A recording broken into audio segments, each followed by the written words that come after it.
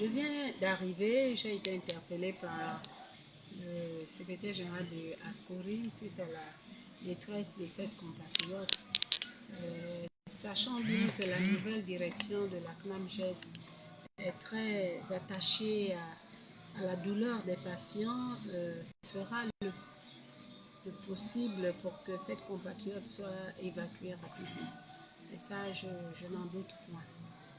Mais ce que je tiens à relever lorsque je viens d'écouter de la jeune fille, c'est la négligence médicale qui a été observée pendant plus de 2 mois. Cette fille sort dans un CHU. En 2 mois, le diagnostic n'a pas été établi rapidement et permettre à sauver rapidement la fille parce que elle demande une évacuation avec un rein de moins. Alors qu'on aurait pu sauver son rein si les praticiens, les médecins avaient fait correctement leur travail à l'hôpital. Voilà pourquoi Ascol ne cesse d'interpeller la conscience professionnelle des médecins. Cette fille me raconte une histoire, non, a dormi debout, c'est pas possible qu'à l'hôpital, les patients puissent souffrir de la sorte. On ne peut pas continuer à souffrir comme ça dans les hôpitaux. On appelle ça CHU, les médecins ne sont pas concentrés sur leurs malades.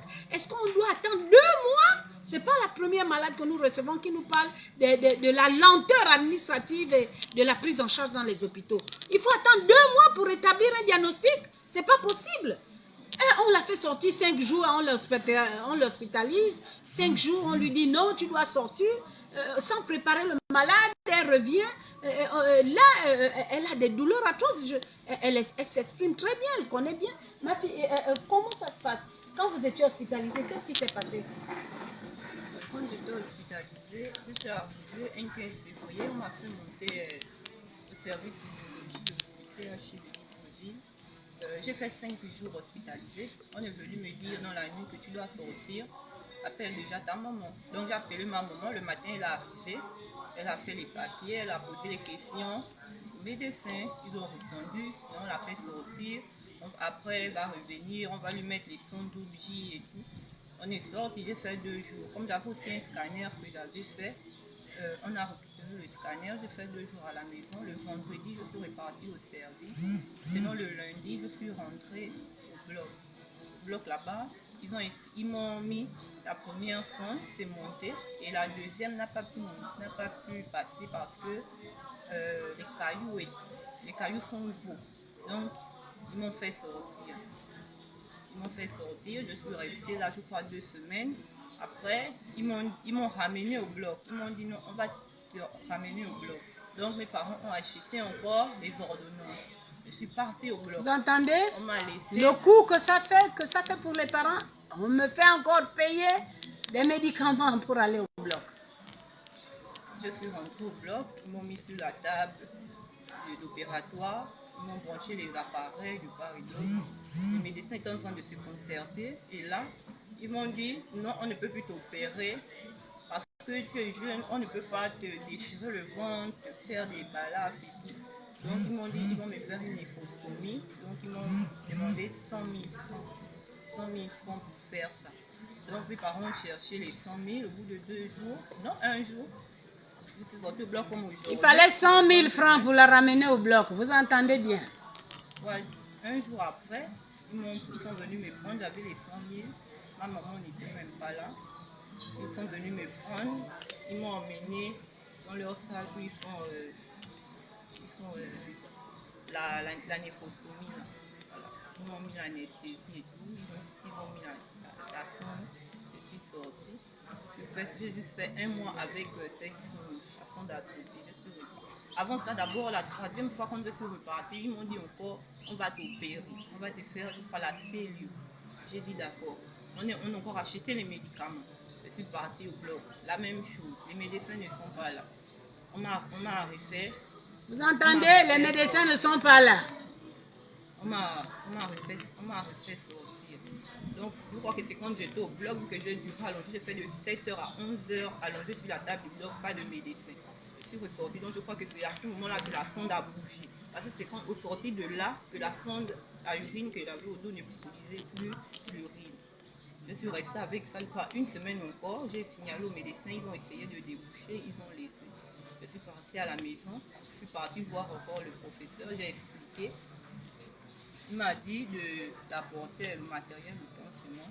Mais après, il m'a dit qu'il va me faire un bon d'échographie. J'ai fait l'échographie ne montre rien, l'argent cadeau.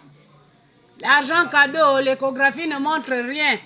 Et c'est en ce moment maintenant qu'ils pensent à évacuer le malade, alors qu'ils auraient pu faire ça depuis longtemps, sachant bien qu'ils n'avaient pas la compétence peut-être nécessaire ou le plateau technique pour s'occuper de cette patiente.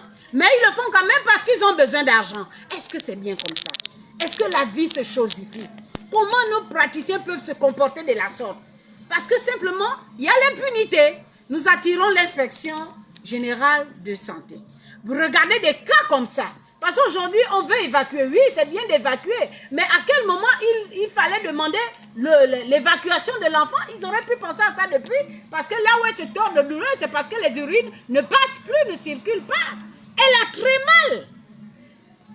L'enfant est resté de 7h à 11h au bloc. Pas de médecin. Mais on prend la malade, on la met dans une salle opératoire. Est-ce que c'est bien comme ça? Est-ce que c'est bien?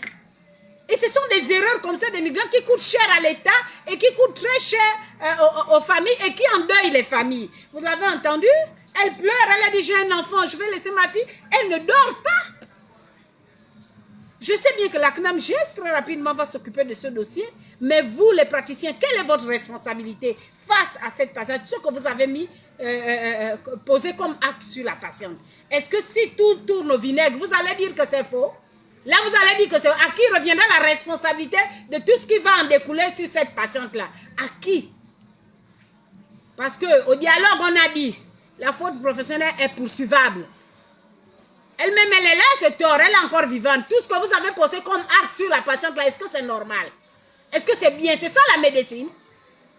Est-ce qu'on vous a obligé à être médecin? L'État vous paye. Si vous avez besoin de salaires, dites qu'on veut l'augmentation des salaires, c'est un problème qui se négocie, mais vous volez les malades, l'argent, vous prenez pour aller au bloc. Monsieur le ministre, vous dites qu'on ne demande pas l'argent. Voilà la patiente, elle a payé 100 000 pour entrer au bloc. Et quand elle part au bloc, il n'y a pas de médecin. Est-ce que c'est bien comme ça? Est-ce qu'on doit imposer de l'argent à un patient avant de l'opérer ou avant de recevoir un patient dans un hôpital public qui a de surcroît la CNAMGES? Et même s'il n'y en a pas la CNAM, les autres qui sont 40 millions, 50 millions là-bas, est-ce qu'on impose tout ça là avant de sauver la vie de quelqu'un? Mais ici, il faut l'argent. Si tu n'as pas l'argent, tu meurs. Tu meurs là. Est-ce qu'on va continuer comme ça? L'État va continuer à mettre de l'argent. Vous réclamez plus, on met de l'argent. Mais pire encore, vous-même, vous êtes incapable d'aller négocier vos salaires là-bas. C'est sur les patients que vous allez retrouver vos salaires, arrondir vos fins du mois. Mais tout le monde tire le diable par la queue. Aussi bien les patients que les professionnels de santé. Il n'y a pas que la santé dans ce pays. Il y a autant de chômeurs. Ces chômeurs-là, quand ils tombent malades, ils doivent mourir dans les maisons. Quels sont ces comportements déviants-là? On dénonce, on dit on est mauvais, on est opposant. On propose, qu'est-ce que vous en savez? Maintenant, vous voulez quoi? Qu'est-ce que vous voulez faire de l'hôpital dans ce pays? Vous avez le soutien de l'OMS qui vous encourage déjà. Covid-19 là nous a tués avec la complicité de tout ça là. Vous avez pris notre argent, fatigué les Gabonais alors que c'était ailleurs. Vous avez pris tout ce que vous avez pris comme argent chez Interpel. Le ministre sortant, Patrick Obia. L'argent que vous avez eu pour la Covid-19, là, vous n'avez pas acheté les plateaux techniques. Rien, tout manque à l'hôpital. Tous les milliards que vous avez pris pour la Covid-19 pour tuer les Gabonais là, c'est passé où? Aujourd'hui, on ne peut plus sauver des vies à l'hôpital. L'argent est parti où? L'État, c'est nous tous. Le CTRI va voler l'argent pour équiper les plateaux techniques. Alors qu'il y a eu des moyens, d'énormes moyens dans ce pays pour équiper les hôpitaux, pour améliorer les conditions de vie des patients. Rien n'a été fait. Et quand on s'adresse aux blues bandiers, les tocards qui sont là-bas gagnent plus que nous, on va rester comme ça. C'est sur nous que vous allez récupérer l'argent là, sur les patients. C'est sur les patients que vous allez... Désormais, on va vous poursuivre en justice, puisque vous faites exprès. Si la justice est pour tout le monde, si la justice n'est pas faite, vous avez vu dans les autres pays, on voit où? On voit, c'est comme ça que les révoltes populaires, est-ce que c'est bien comme ça?